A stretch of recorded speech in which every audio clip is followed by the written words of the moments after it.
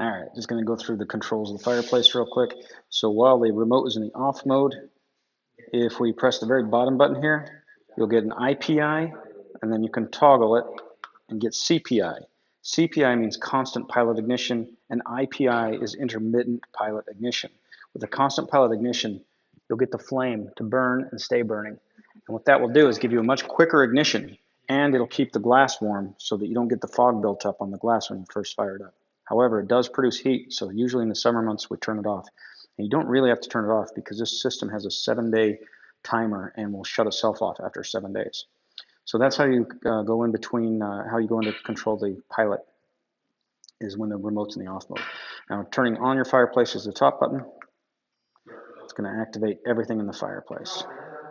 And what we're going to get here is we're going to go through these controls. So the top button is on and off. The next button down here, this one is the thermostat mode. By clicking this, it will toggle through the thermostat icon on, smart, and off. Now, you can read your manual and find out what all that does, but generally I tell people to just stick with the off position because then your manual controls still work. But if you turn it on, then the fireplace will turn on and off according to the temperature of the room, and it removes your manual controls, so it can be a little tricky. The bottom button down here toggles through the controls of the different controls of the fireplace.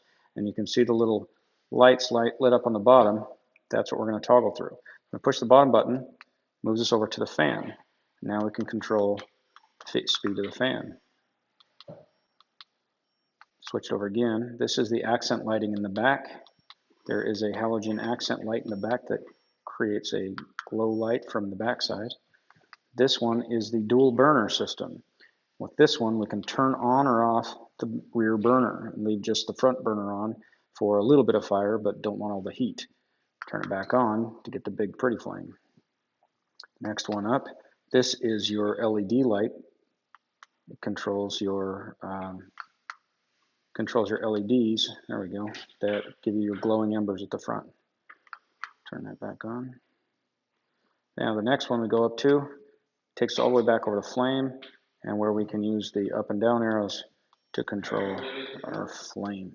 System is battery operated. There are 4 AAA batteries in here, and the fireplace doesn't need batteries to operate, and neither does this receiver board. But if you take this cover off, you'll find a spot for 4 AA batteries, in which case you can light your fire during a power outage, but it doesn't need them.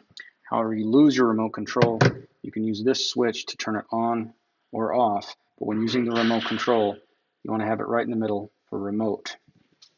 One of the other features of this fireplace is the Bluetooth system. If you download the eFire app from Napoleon, when you open the app, it will find your fireplace and then it'll ask you for your code. Your code to start out is 0000, and then you can change it from there.